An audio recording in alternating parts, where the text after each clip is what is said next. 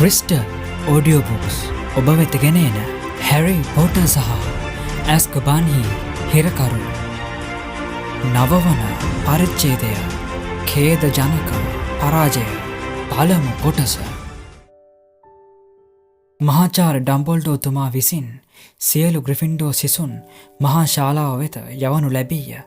විනාඩි කිහිපයකට පසු ඔවුන්ට හෆල්පෆ් නිවාසයේ ළමුන්ද, රෙවන්ක්ලෝ නිවාසයේ ළමුන්ද, ස්ලිදරින් නිවාසයේ ළමුන්ද එකතු වූහ. සියල්ලෝම මහත්සේ වික්ෂිප්තයට පත්ව සිටියහ. ආචාර්ය මණ්ඩලය සහ මා විසින් සම්පූර්ණ මන්දිරයම හොඳ හැටි සෝදිසි කරන්න ඕන. මහාචාර්ය ඩම්බල්ඩෝ තුමා පැවසුවේ මහාචාර්යනී මැගොනිගල් සහ මහාචාර්ය ෆ්ලිට්වික් එහි පැමිණිද්දීය. ෆ්ලිට්වික් මහා ශාලාවට ඇතුළු වන සියලුම දොරටු වැසුවේය. ඔය ළමයින්ගෙම යහපත තකා ඔය ළමයි කවුරුත් අද රාත්‍රියේ මේ ශාලාවම ගත කරන්න ඕනේ. සියලුම ශිෂ්‍ය නායකයන් දොරටු ආරක්ෂා කිරීමේ යෙදී ඉන්නට ඕනේ. ඒ වගේම ළමුන්ගේ ආරක්ෂාව මම ප්‍රධාන ශිෂ්‍ය නායකයාට සහ නායිකාවට බාර කරනවා. මොකක් හරි කරදරයක් වුණොත් වහාම මට දැනුම් දෙන්න ඕනේ. එතුමා කීවේ අලුතෙන් ලැබූ වගකීම නිසා අභිමානයට පත්ව සිටි පර්සි දෙස බලමිනි. ඔය හොල්මනක් අතේ පණිවිඩය එවන්න. ශාලාවෙන් පිටවීමට සූදානම් වූ ප්‍රොෆෙසර් ෆ්ලිට්වික් හරි නේන මට අමතක වුණා. ඒ කියා ඔහු තම මැජික් යෂ්ටිය එක්වරක් වැනුවේය. ඒ සමග මහා ශාලාවේ තිබූ සියලුම දෙවන්ත කෑම මේස දෙපසකට වී බිත්ති අසලට ගියේය.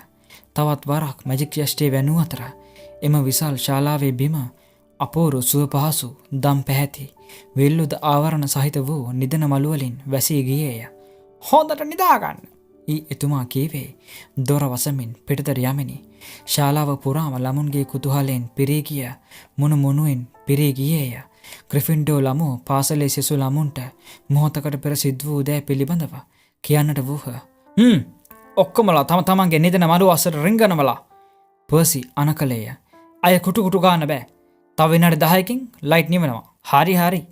රොන් හර්මයිනිට සහ හැරිට කීවේය. ඔහු නිදන මළු 3ක් ඇදගෙන ශාලාවේ එක් මුල්ලකට යාමට වූහ. ඔයා හිතනවද තාම බ්ලැක් මන්දිරේ ඉන්නවා කියලා?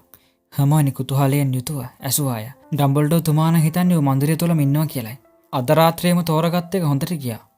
හර්මයිනි කීවේ තම නිදන මල්ල තුලට රිංගමිනි. තිදෙනාම තම තමන්ගේ නිදන මළු තුල රිංගා හිස වැලමිටි වලින් නැවුණු අත්මත තබාගෙන කතා කරන්නට වූහ.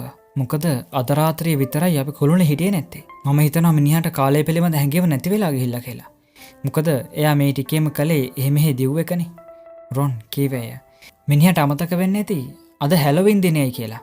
එව නැත්නම් මිනිහා මෙහාට කඩාවදිනවා. හර්මයිනිගේ ඇඟ හිරිවැටි ගියේය. සෑම සියලු දෙනාම ඇසුවේ එකම එක ප්‍රශ්නයකි. ඔහු මන්දිරය තුලට පැමිණියේ කෙසේද? සමහර විට එයාට අපරේට් වීමේ හැකියාව ඇති. නිකන් හොල්මනක් වගේ හිටිගම පහළ වෙන්න පුළුවන් ඉතියාට. ඒ කීවේ අඩි කිහිපයක් ඈතින් සිටි රෙවන්ක්ලෝ සිසුවෙකි. කවුද දන්නේ? සමහරට වෙස්මාරු කරගෙන ඉන්නේ නැති. පස්වෙනි වසරේ හෆල්පෆ් සිසුවෙක් කීවේය. එයා පියඹගෙන ඉන්නේ නැති. ඩීන් තෝමස් කීවේය. මං විතරද හොග්වර්ට්ස් ඉතිහාසය කියවා ඉගෙන ගන්න ඕනි. තම්සලාට ඒව අරහන්ද? එහෙමද? හර්මයිනි කීවේ නුරුස්සනා ස්වරේනි. එහෙම වෙන්න පුළුවන්. රොන් අභියෝගාත්මකව කීවේය. ඇයි මොකද? ඇයි මොකෝ?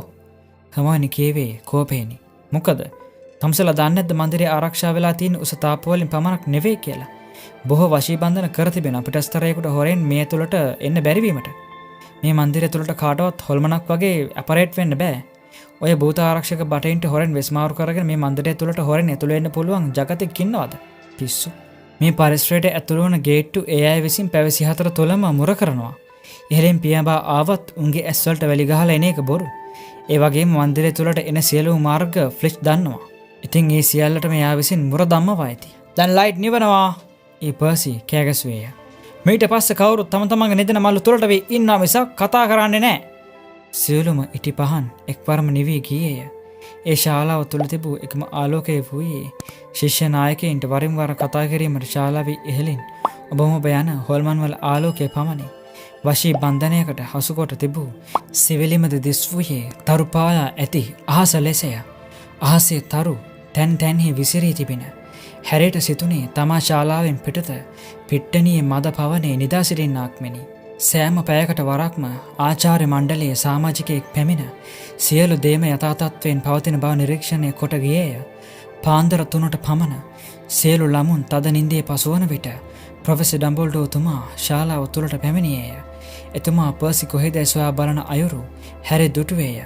ඔහු නිදන ලබුන්ගේ අතරින් වරින් වර ඔබම ඔබ යමින් මුණුමුණු ගාමින් සිටින ළමුන්ට නිදාගන්න ලෙස අන කරමින් ඇවිද්දේය. පර්සි සිටියේ හැරිට රොන්ට සහ හර්මෝනිට ආසන්නේනි. ඩම්බල්ඩෝ තුමාගේ පියවර හඬ ලංවත්ම හැරි නිදා සිටි ලෙසක් ඇඟෙව්වේය. කිසිම හොඩුවාවක් නැද ප්‍රොෆෙසර්? පර්සි පහත් හඬින් ඇසුවේය.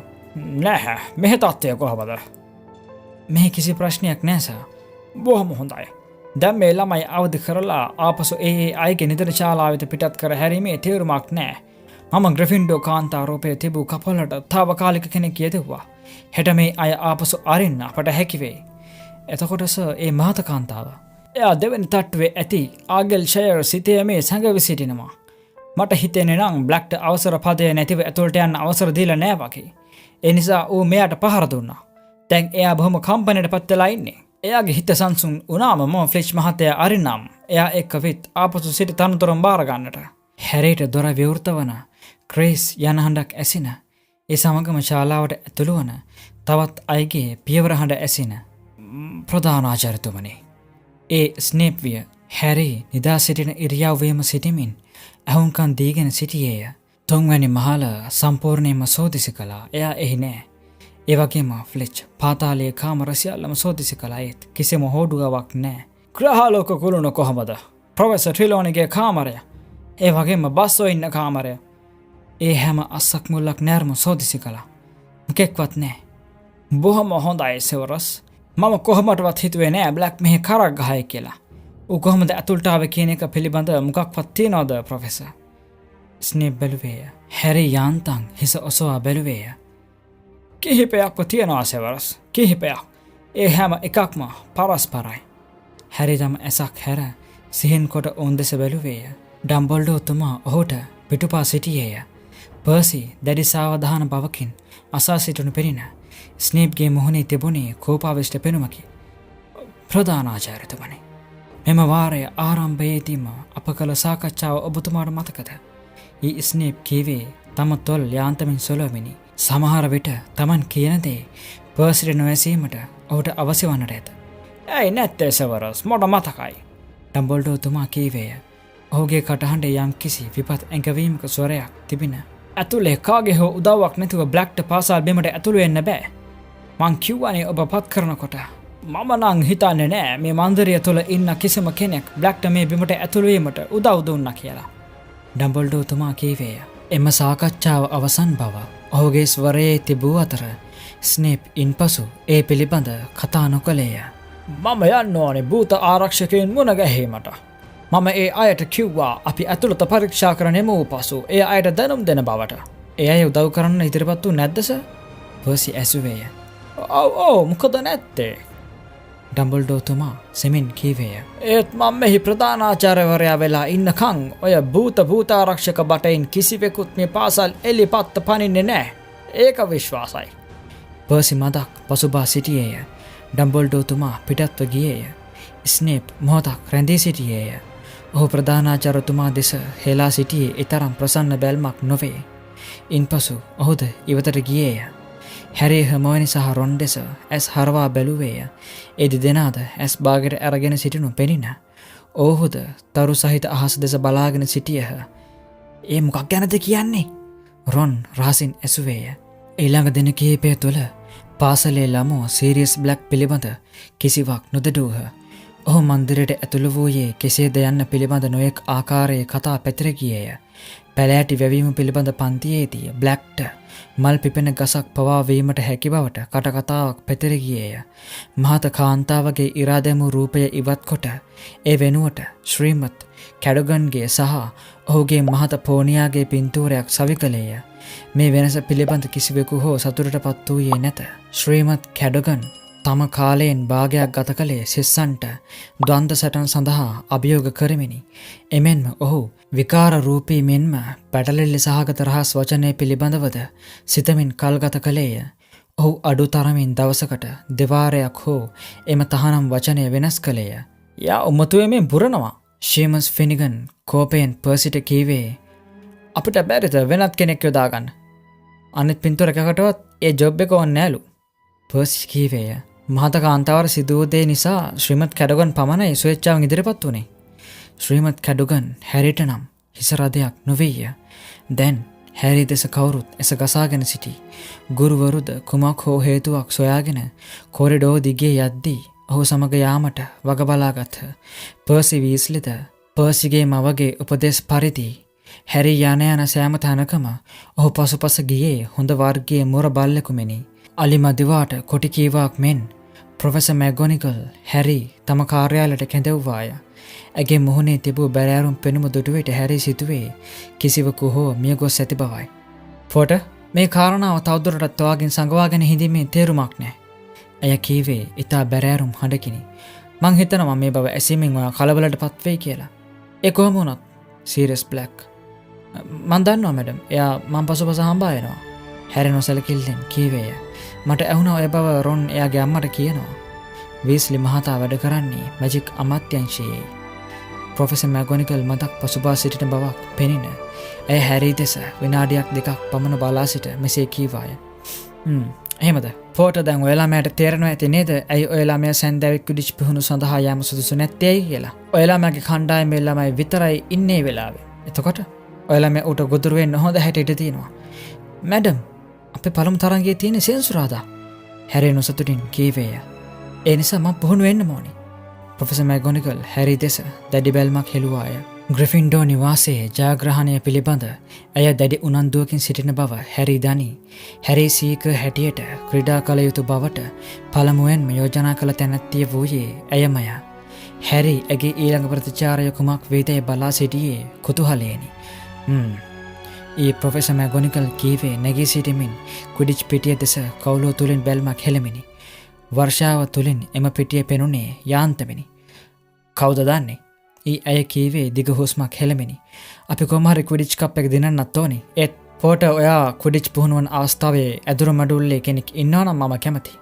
මම මැඩම් හූච්ට කියන්නම් ඔබලගේ පුහුණුවීම් අධීක්ෂණය කරන්න. පළමු ක්විඩිච් තරඟය ආසන්නවත්ම දේශගුණයේ එන්නම නරක අතට හැරින. එහෙත් වර්ෂාව බාධාවක් කර නොගත් ග්‍රිෆින්ඩෝ කණ්ඩායම දැඩි උද්‍යෝගයකින් වර්ෂාව අස්සේම පුහුණුවීම් කරගෙන ගියේ මැඩම් හූච්ගේ අධීක්ෂණය යටතේය. කෙසේ වුවද සෙනසුරාදා පැවැත්වෙන අවසාන තරඟය ඔන්න මෙන්න කියා තිබියදී ඔලිවර් වුඩ් නරක ආරංචියක් ඔවුනට ගෙන දුන්නේය. අපි සෙල්ලම් කරන ස්ලිදරින් කණ්ඩායමට විරුද්ධව නෙවෙයි. ඔහු කෝපෙන් කීවේය. ෆ්ලින්ට් මා මුණ ගැහෙන්න. අපි සෙල්ලම් කරන්නේ හෆල්පෆ් සමගයි. ඒ මොකද? සෙස්සෝ එක හඬින් විමසා සිටියහ. ෆ්ලින්ට් සමාවට කියන්නේ උන්ගේ සීකර්ගේ අත තාම සනීප නැහැ කියලයි. ඒ වුඩ් කීවේ දත් මිටි කමිනි. ඒත් උන් කරන්නේ අමෞලික බොරුවක්. උන් කැමති නැහැ මේ වැස්සේ සෙල්ලම් කරන්න. ඒකයි උන් හිතන මේ වැස්සේ සෙල්ලම් කරොත් උන්ට අවාසි වෙයි කියලා. එදින පුරාම දැඩි සුළංද තද වැසිත තිබින වුඩ් ඔවුන්ට කතා කරමින් සිටියේදී දැඩි හඬින් අකුණක් කෙටුවේය. මෙල්ෆෝගේ අතට මොන හෙනයක්වත් නැහැ. හැරි කීවේය. ඌ බොරු කරන්නේ. ඒක මන් නොදන්නවා නෙමෙයි. ඒත් අපිට ඒක ඔප්පු කරන්න බෑ. ඒ වුඩ් කීවේ කෝපයෙන්. අපි නොයෙක් උපක්‍රම පුරුදු වුණේ ස්ලිදරින්ට විරුද්ධව ක්‍රීඩා කරන්නයි. දැන් උන්ට අලුත් නායකයෙකුත් ඒ වගේම සීක කෙනෙකුත් ඉන්නවා. ඒ තමයි සෙඩ්රික් ඩ්‍රිගරි. ඇන්ජලිනාද ඇලිෂියාද කේටිද හදිස්සියම කැකිරි පලන සිනහව පටන් ගත්තෝය. ඇයි මේ? වුඩ් නොමනාපෙන් ඔවුන් දෙස බලමින් ඇසුවේ මෙවන් බැරෑරුම් අවස්ථාවක එවන් සැහැල්ලු හැසිරීමක් ඔහු කිසිවෙකුකින් හෝ බලාපොරොත්තු නොවූ නිසාය. එයා උසයි හොඳ හැඩකාරයි නැද්ද? ඇන්ජලිනා කීවාය. ශක්තිමත් ඒ වගේම නිහඬයි. ඒ කියමින් ඔහු නැවත කොක් හඬලා සිනාසෙනට වූහ. ඌ එහෙම කසාය බීපු ගොළුවා වගේ ඉන්නේ ඌට වචන දෙකක් ගැට ගහලා කතා කරන්න තියෙන බැරිකමටයි. ඊෆ්‍රෙඩ් නොයවසිල්ලෙන් කීවේය. ඇයි ඔලිවර් කොපමණ ගණන් ගන්න කියලා මට නම් හිතා ගන්න බෑ. හෆල්පෆ්ලා අපේ චැලෙන්ජ් එකක් නොවේ. අපි ගිය පාර උන් එක්ක සෙල්ලම් කළානේ. මතක නැද්ද? හැරි විනාඩි 5ක් යන පෙර ස්නිච් අල්ලගත්තා. අපි ඒ සෙල්ලම් කළේ සම්පූර්ණයෙන්ම වෙනස් තත්වයක් යටතේ. වුඩ් කෑගැසුවේය. ඔහුගේ දෙනෙත් ඉදිරියට පැන තිබෙන. ඩ්‍රිගරි හොඳ කණ්ඩායම ගොඩනගලා තියෙනවා. ඌ නියම සීක කෙනෙක්. අපි මේ තත්ත්වය ඕනවට වඩා සැහැල්ලුවෙන් ගණන් ගන්න හොඳ නැහැ. අපි දැඩි අවධානයෙන් ඉන්න ඕනේ. ස්ලිදරින්ලා උත්සාහ කරන්නේ අපිට කකුල් මාට්ටුවක් දාන්නයි. අපි දිනන්නම ඕනේ. ඔලිවර් කලබල වෙන්න එපා. ෆ්‍රෙඩ් කීවේ මද තැතිගැන්මකට පත්වය. අප ස්ලිදරින්ලා සැහැල්ුවෙන් ගණන් ගන්නේ. තරංගයට පෙරදින සුළං දරුණු ලෙස හූහඬ නගමින් හමන්නට විය. වර්ෂාවද එන්නම දරුණු විය. කොරිඩෝවල සහ පන්තිකාමර තුළ අන්ධකාරය කොතරම් දරුණු වූයේ දෙයත් අමතර ඉටිපන්දම් සහ පන්දම් සෑම තැනම පාහේ දල්වන්නට සිදුවිය. සිල්දරින් කණ්ඩායම බොහෝසේ උදාසීන බවක් පෙන්වූ අතර මැල්ෆෝයි කාටත් වඩා අලස බවින් යුතුව සිටියේය. ෂ! මගේ අත ටිකක් හරි ගියා නෝ. ඔහු සුසුම් ලමින් පැවසුවේ දැඩි සුළං ජනෙල් වීදුරුවට බැටදෙද්දිය. හැරිගේ ඔළුව පිරී තිබූයේ පසුදින පැවැත්වෙන තරංගය පිළිබඳවය. එයට අමතරව කිසිම දෙයකට ඔහුගේ ඔළුව තුළ ඉඩක් නැත. ඔලිව වුඩ් පන්තිවල වැඩ කෙරෙන අතර වරින් වර හැරී වෙත පැමිණ ක්‍රීඩා කරන ආකාරය පිළිබඳ උපදෙස් දීම කරගෙන ගියේය. එසේ උපදෙස් දීමට පැමිණි තුන්වැනි අවස්ථාවේ වුඩ්ගේ උපදෙස් කොතරම් දීර්ඝ වූයේ දෙයත් හැරිට ඊළඟට තිබූ ඩිෆෙන්ස් අගේන්ස්ට් ද ඩාර්ක් ආර්ට්ස් පන්තියට යාමට තමා පැය කාලක් ප්‍රමාද වී ඇති බව හැරි තේරුම් ගත්තේය. හැරි තම පන්තිය දෙසට දිව යාමට වූ අතර වුඩ් ඔහු පසුපස පන්නමින් කෑ ගසමින් උපදෙස් දුන්නේය. ඩිගරි වෙට්ටු දාලා බෝලේ අරන් යන්න හරි දස්සයි. මිනිහා ගැන හොඳින් බලා ගන්න ඕනේ හැරි. පන්ති කාමරේ ඉදිරිපිටට පැමිණි හැරි දොර හැරගෙන ඇතුළු විය. සෝරි ප්‍රොෆෙසර් ලූපින් මම එහෙත් ගුරුමේසේ වාඩි වී සිටියේ ප්‍රොෆෙසර් ලූපින් නොවේ ප්‍රොෆෙසර් ස්නේප්ය. දැන් මේ පාඩම පටන්ගෙන විනාඩි 10ක් ගත වෙලා පොට. ඒ නිසා මම ග්‍රිෆින්ඩෝ නිවාසයෙන් ලකුණු 10ක් අඩු කරනවා. වාඩි වෙනවා. එහෙත් හැරි වාඩි නොවිය. කො ප්‍රොෆෙසර් ලූපින්? ඔහු ඇසුවේය. අදේ ආසනීපෙන්. ස්නේප් තොල් ඇදකර සිනහාවක් ආරූඪ කරගනිමින් කීවේය. මං කිව්වේ තමුසෙට වාඩි වෙන්න. ඇයි එතුමට මක් වෙලාද? මැරෙන්න තරම් අමාරුවක් නෑ. ස්නේප් ලූපින්ට එවන් මාරාන්තික ආබාධයක් තිබේ නම් වඩා හොඳ බවට ඉඟි කරමින් කීවේය. ග්‍රිෆින්ඩෝ නිවාසයෙන් තවත් ලකුණු 5ක් අඩු කරනවා. ඒ වගේම තමුසෙට වාඩි වෙන්න කියලා අයපාරක් කියන සිදු වුණොත් ලකුණු 50ක් අඩුවේ ග්‍රිෆින්ඩෝ නිවාසයෙන්. හැරි සෙමින් තම ආසනයේ වෙත ගොස් වාඩි විය. ස්නේප් පන්තිය දිහා බැලුවේය. පොට බාධා කරන්න කලින් මා කියමින් සිටි විදිහට ප්‍රොෆෙසර් ලූපින් මේ ළමුන්ට ඉගැන්වූ පාඩම් පිළිබඳ කිසි වාර්තාවක් සටහනක් තබා නැහැ. සර් කරුණාකරලා මට කියන්න ඉඩ දෙන්න. අපි කරලා තියෙනවා බොග්ගාර්ඩ්ස්ලා, රෙඩ් කැප්ස්ලා, කප්පාලා සහ ග්‍රෙන්ඩිලෝස්ලා ගැන. ඒ හැමෝයිනි කියාගෙන ගියාය. ඒ වගේම දැන් අපි පටන් ගන්න යන්නේ නිහඬ වෙනවා. ස්නේප් තියුණු ලෙස කීවේය. මම තමසකින් තොරතුරු ඇසුවේ නෑනේ. මම කිව්වේ ප්‍රොෆෙසර් ලූපින්ගේ වැඩවල ඇති අසංවිධානාත්මක බව පිළිබඳවයි. එතුමා තමයි මෙතෙක් කල් අපට ලැබුණ මේ විෂය පිළිබඳ හොඳම ගුරුවරයා. ඒ ඩීන් තෝමස් නිර්භීතව කීවේය. එම අදහස අනුමත කරමින් මුළු පන්තියෙන් හඬක් නැගින ස්නේප්ගේ මුහුණේ තිබූ කුරුරු බව තවත් වැඩි විය. ඔය ළමයි කුඩා දේවුණු සතුටටපත් වෙනවා. එයා ඔය ළමයින්ගෙන් වැඩ ගන්නවා මදි. රෙඩ් කැප්ස්ලා සහ ග්‍රෙන්ඩිලෝස්ලා පිළිබඳ පළමු වසරේ කරනවනේ. ස්නේප් පොතේ අගභාගයේ පෙරළනු හැරී දුටුවේය. ඒ කොටස කිරීමට තව කල් ඇත. වෙයාවුල්ෆ් මිත්‍යා ප්‍රබන්ධවල එන මිනිස්සුකෝ සිටිමින් වෘකයෙකු බවට පත්විය හැකි අද්භුත සතකි. ඒත් හර්මෝනි කෑ ගැසුවේ තමා පාලනය කර ගැනීමට නොහැකිවය. අපිට දැම්ම වෙයාවුල්ෆ්ලා පිළිබඳව ඉගෙන ගන්න බෑ. අපි ඉගෙන ගත යුත්තේ හින්කිපන්ස්ලා පිළිබඳවයි. මිස් ග්‍රේන්ජර් ස්නේප් කීවේය. ඔහුගේ කටහඬ ඉතා සාමකාමී විය. මම හිතන්නේ ගුරුවරයා මං කියලයි. ඔය ළමයා නොවේ. ඒ නිසා ඔය ළමයි කවුරුත් 394 පිටුව පෙරලන්න. ඔහු නැවත වටපිට බැලුවේය. ඔව් කවුරුත් ඒ පිටුව පෙරලා ගන්න. දැන් මම නොයෙක් කිඳිරිලි අතර අදිමදිකම් තුලින් අනුක්‍රමයෙන් පිටු පෙරලන්නට විය. මේ අයකින් කාටද කියන්න පුළුවන් සැබෑ වෘකයෙකු සහ වෙයාවුල්ෆ් කෙනෙකු හඳුනාගන්නේ කොහොමද කියලා? ස්නේප් කීවේය. හර්මෝනි හැර සියල්ලම නොසැලී නිහඬව බලා සිටින්නට වූහ. සාමාන්‍යයෙන් බොහෝ අවස්ථාවල සිදුවන පරිදි ඇගේ අත ඉහළට එසවී තිබෙන. කාට හරි පුළුවන්ද? ස්නේප් ඇසුවේ හර්මෝනිගේ එසවී ඇති අත නුදුටු බවක් පෙන්වමිනි. ඔහුගේ දෙතොල් උපහාසයෙන් නොපිටට පෙරලෙනි. මේ ළමයි කියන්නේ ප්‍රොෆෙසර් ලූපින් අඩුම තරමේ මේ දෙක අතර මූලික වෙනසවත්. අපි කියවනේ වෙයාවුල්ෆ්ලා ගැන තාම ඉගෙනගෙන නැහැ කියලා. ඒ පාර්වතී අනපේක්ෂිතව කීවාය. නිහඬ වෙනවා. ස්නේප් ගෙරුවේය. අනේ මන්නම් හීනකින්වත් හිතුවේ නෑ වෙයාල්වුල්ෆ් එක් දුටුවම ඌ අඳුනගන්න බැරි 3 වෙනි වසරේ ළමයිරලක් මට හම්බෙයි කියලා. මොම් බලමු ඒකෙත් හැටි. මම කොහොමටත් මහාචාර්ය ඩම්බල්ඩෝ තුමාටත් කියන්න ඕනි ඔය ළමයි කොපමණ පසුපසින්ද ඉන්නේ කියලා. සර් සමා වෙන්න. හර්මෝනි කීවාය. ඇගේ අත තවම එසවී ඇත. සර් වෙයාල්වුල්ෆ් සාමාන්‍යයෙන් වර්කයෙකුකින් වෙනස් වන ආකාර කිහිපයක් තියෙනවා. වෙයාල්වුල්ෆ් එයාගේ හොම්බ මිස් ග්‍රේන්ජර් ඔය ළමයා අවසර නැතුව කතා කරපු දෙවැනි අවස්ථාවයි මේ. ස්නේප් කලබලයක් නැතිව කීවේය. ග්‍රිෆින්ඩෝ නිවාසයෙන් තවත් ලකුණු 5ක් අඩු වෙනවා. සියල්ල දන්නා පඬිත බව පෙන්වීමට කඩා පැනීම නිසා. හර්මෝනිගේ මුහුණ රතු විය. ඇය තම අත පහත හෙලාගෙන මුහුණ බිමට හරවා ගත්තාය. ඇගේ දෙනෙත්වල මොර ගෙඩි බඳු කඳුළු බිඳු දෙකක් තිබින. පන්තියේ සියලුම ළමෝ ස්නේප් දෙස පිළිකුලෙන් යුතුව බලා සිටියහ. පන්තියේ කවුරුත් පාහේ ඇගේ පඬි බවට ඇයට විහිළු තහළු කරහ. පසුගිය සතිය තුල පමණක් රොන් දෙවාරයක් ඒ බව කියා ඇය සමච්චලයට ලක් කළේය. එහෙත් ස්නේප්ගේ ආකල්පය නිසා සියලුම ළමුන්ගේ සිත් පෑරින. ඔබතුමා අපෙන් ප්‍රශ්නයක් ඇහුවා. හර්මෝනි ඒකට පිළිතුරු දෙනවා. ඒත් ඔබතුමා එයට ඒ පිළිතුරු දෙන්න ඉඩ දෙන්නේ නැහැ. පිළිතුරු දීමට ඉඩ දෙන්නේ නැත්නම් ඇයි ප්‍රශ්න අහන්නේ? රොන් සීමාව ඉක්මවා ගිය බව පන්තියේ සිසුහු කවුරුත් පාහේ දැනගත්ත. ස්නේප් සෙමෙන් රොන් වෙතට පියනගන්නට විය. පන්තිය මීයට පිම්බාක් මෙන් නිහඬ විය. පන්තියෙන් පස්සේ ඉන්නවා වීස්ලි. ඒ තම මුහුණ රොන්ගේ මුහුණට ගෑවෙන නොගෑවෙන තරමට ලංකොට තර්ජනාත්මකව කීවේය. මීට පස්සේ කවදා හරි තමුසෙමා පන්තිය උගන්වන ආකාරය පිළිබඳව වචනයක් කියා තිබුණොත් ඒ පිළිබඳ තමුසට පසුතැවිලි වෙන්න වෙයි.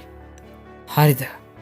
එම කාල පරිච්ඡේදයේ ඉතිරි කාලය තුල කිසිවෙකුත් කතා නොකළහ. ඔහු නිහඬව වාඩි වී පොත් දෙස බලාගෙන වෙයාවුල්ෆයන් පිළිබඳ සටහන් ලියා ගැනීමට වූහ. ඒ අතර ස්නේප් පන්තියේ ඩෙස්ක් පේලි අතරින් ගමන් කරමින් ළමුන් විසින් ලූපින් සමග කරන ලද වැඩ පරීක්ෂා බැලීය. කාරණා තේරුම් කර දී ඇති ආකාරය අන්තිම දුර්වලයි. ඒ වගේම උගන්වා ඇති කරුණුත් වැරදි. කප්පලයින් නිවසෙසින්ම මොංගෝලියාවේ මේ අභ්‍යාසයට ප්‍රොෆෙසර් ලූපින් 10න් 8ක් තියලා තියෙනවා. මම නම් දෙන්නේ ලකුණු 3යි. අවසානයේදී සීනුව නාද විය. එහෙත් ප්‍රොෆෙසර් ස්නේප් තව දුරටත් ළමුන් රඳවා ගත්තේය. ඔබ සෑම අයෙක්ම ලියන්න ඕනේ වාක්‍ය රචනය පැගින්. මාතෘකාව වෙයාවුල්ෆ් එක් හඳුනාගන්නේ කෙසේද? උන් එකෙක් මරන්නේ කෙසේද? මෙය ලියා මට බාර දෙන්න ඕනේ. කොළ දෙකක් පිරෙන්න මේ වාක්‍ය රචනාව ලියන්න ඕනේ. මේ මට සඳුදා උදේට බාර දෙන්න ඕනේ.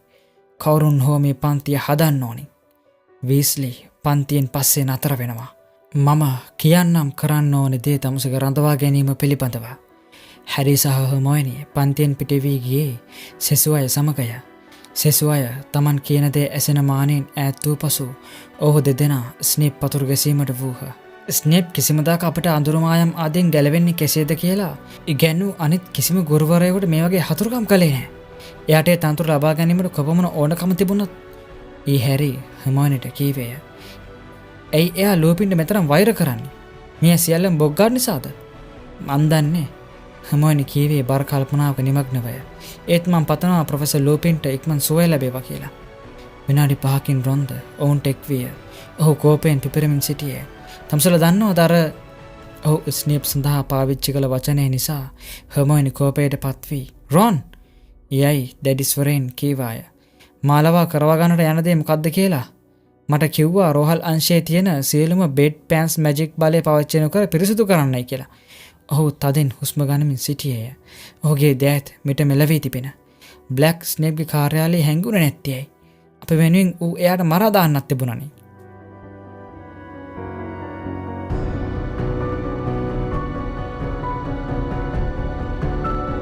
මතු සම්බන්ධයි. තවත් මෙවැනිම කොටසක් ලබන සතියේ බලාපොරොත්තු වන්න.